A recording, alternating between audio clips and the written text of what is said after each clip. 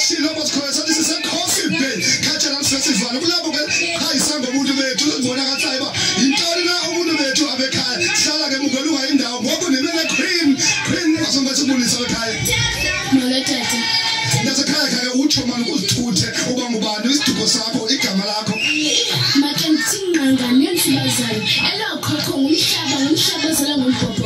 zala ngobhobho elankobe ngobabalo khalithule nimamela ndimapheje kampolana ndikumamnqaba umandimandi umamthuni ndikumakhanshini ndisa uphangise belu ngedilulwane sihlahla sosundu sona sithi masigala sesihlima ngenxa yenkani ezantsana ezinenduba apha kungaweli nabani na abafazi abawoluntu bengashoshi enkosi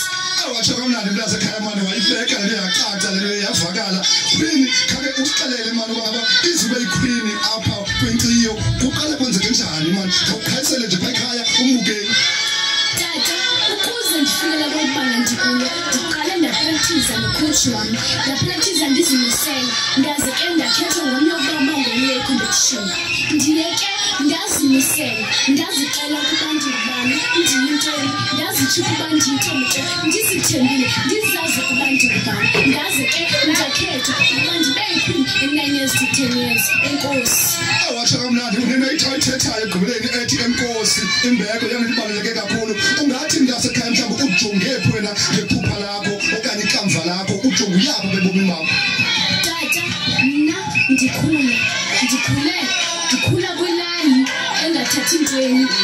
mina ndikhula nje ndifuna ukuba ngunontlalontle ukuze ndikhusele abantu ndibe yindlela kwaba bantu bengenazo indlela ndibe ligxalaba kwaba bantu badinga igxalaba enkosi tata kuyavakala ubona uphupha kakhulu kodwa ngicela nje uke